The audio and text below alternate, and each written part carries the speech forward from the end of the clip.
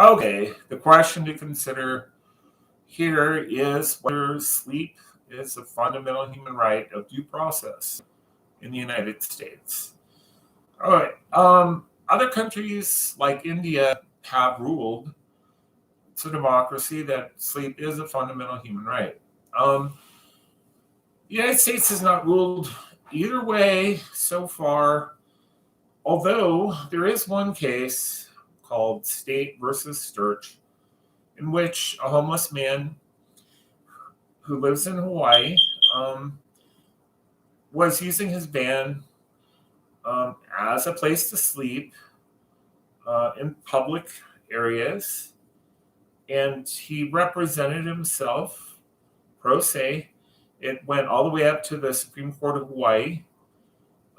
He called himself a photographer, and he did not bring up apparently any good arguments about sleep being a fundamental human right. The obvious argument is that it is encompassed by bodily integrity. Apparently, he didn't use that. And what the state of Hawaii ruled something um, which seemingly would only apply to state Sturch.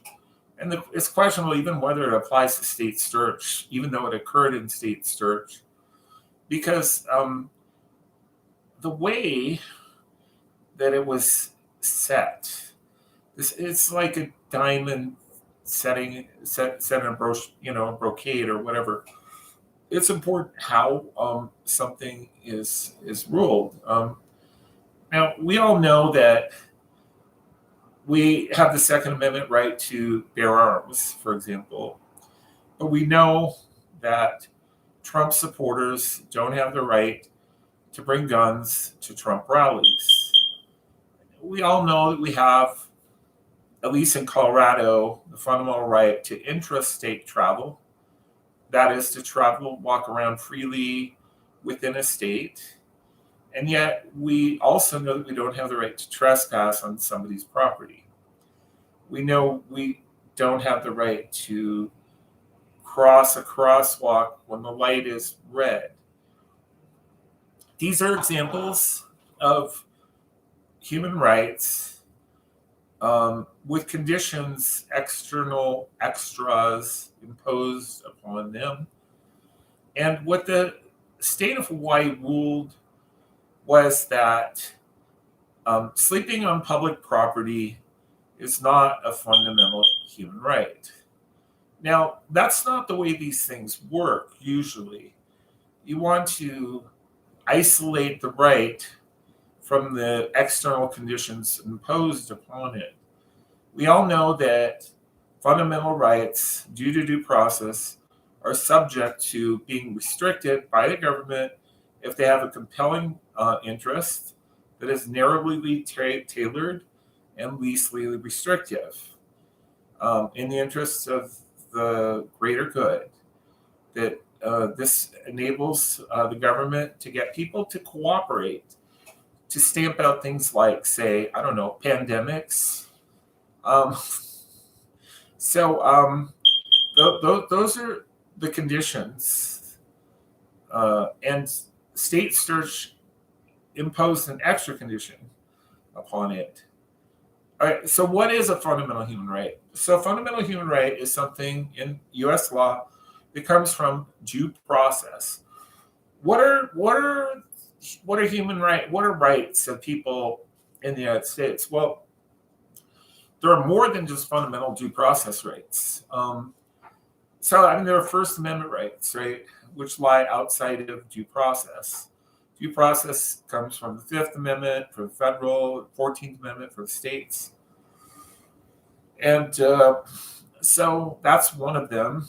The search and seizure, the right to privacy, and et cetera. Those are not, they could be considered due process. And yet they also lie outside of due process. Privileges and immunities of the 14th Amendment, that no state shall make any law which, I don't know the exact verbiage, but It's not infringes whatever upon the privileges and immunities of the people of the United States. Privileges and immunities are rights which are actually supersede fundamental human rights because there's less restrictions on them. However, it's since the slaughterhouse cases of the late 1800s, they're not very often used. There's an old case. What is it? Coriel versus. Um,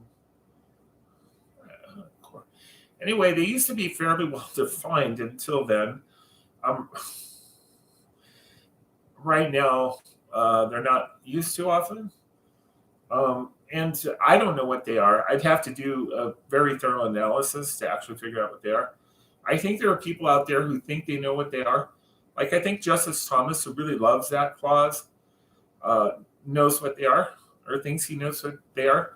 And certainly him thinking that he knows what they are is a good indication that he probably actually does have an interpretation of what they are that is consistent with previous Scottish rulings.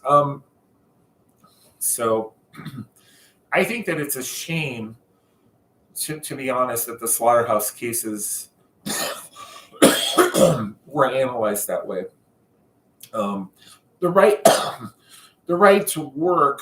I don't if in the Corfield versus Coriel, I don't know if the right to work was considered to be a privilege, but that is the right to work wherever the hell you want to, and poison a river which feeds a large city like New Orleans, was what was being analyzed, right? You don't have the right to poison a downstream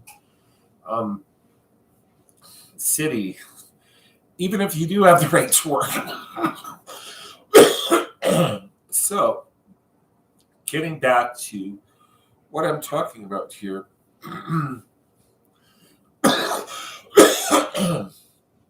which was actually, what was I talking about?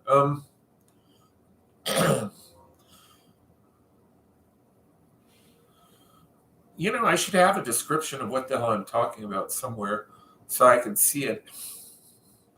But I don't even see it. Okay, so I'm talking about something. I mean, there's so much to talk about that I don't remember what I started talking about. Okay,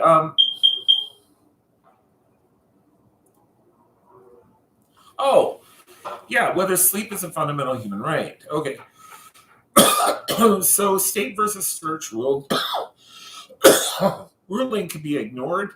Don't tell any judge about it. Don't tell your if you tell your lawyer about it, make sure that tell him not to tell the judge about it. I mean, because the ruling isn't applicable to whatever you're going to be doing.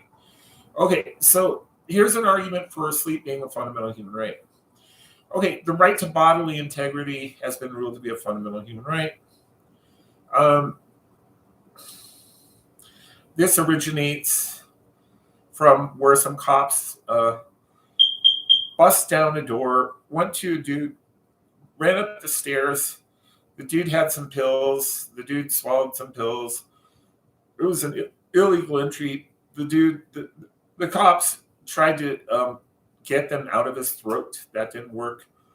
The cops took him to the hospital, and they force pumped his stomach against his will. All right. To get the pills. And so this all happened in around 1952, I think. All right. So the right to bodily integrity has been ruled to be a fundamental human right. It's used in abortion arguments. It's used all over the place. So that generally means that we have the autonomous right to our own bodies. Now, sleep, it's been ascertained scientifically that sleep if you don't sleep, you'll die. And how long that will take is generally 2 to 3 weeks. Complete lack of sleep usually kills people within 2 weeks. The world record used to be 14 days and 3 hours. Some one superseded that by quite a bit. But before that, there were two healthy Chinese men who died in 14 days, and they were in their 20s. Um, and there's scientific articles out there. If you just look up brain integrity and sleep, it'll show that if you don't sleep, the integrity of your brain cells deteriorates. There's studies on rats; they die within 2 to 3 weeks with no sleep. Okay. Um, anyway, if you don't sleep, you will die. So, when if at least it can be argued that after you die, the integrity of your body deteriorates over time. It's kind of a moresque and morbid and kind of a ridiculous argument to make, but if they don't buy that sleep is important to the integrity of your body before you die, you can argue that after you die, the integrity of your body certainly deteriorates much more rapidly over time than would normally be expected. And then you could append to that argument the argument that if you don't sleep, you will die. And that argument is fairly easy to make. Just Google it. So sleep is a fundamental human right, not independently. It comes under bodily integrity. Okay, what is a fundamental human right? We're talking about due process rights. And what are due process rights? What are fundamental human rights according to due process? Just as a bookend to finish this off, it's a right which is in the Constitution, mentioned in the Constitution, or which is penumbric to the verbiage and utterances of the Constitution, meaning rights which are kind of right in the direct shadow of the verbiage of the Constitution. So, that's it. All right. Sleep is a fundamental human right vis-a-vis bodily integrity. Okay, and that's Sturch state has no independent merit whatsoever. Sturch went pro se. He just didn't think of the right argument. And why the Supreme Court of Hawaii ruled the way that they did was just because it was expedient and they have a lot of cases. But the ruling itself is a non-ruling. It has no bearing whatsoever on whether or not sleep itself is a fundamental human right, one way or the other. Just like a ruling that would say that it's not a fundamental human right or it's not a right of people to bring guns to Trump rallies, would have no bearing one way or the other on the validity of the Second Amendment. Right, that's all I have to say. Good day.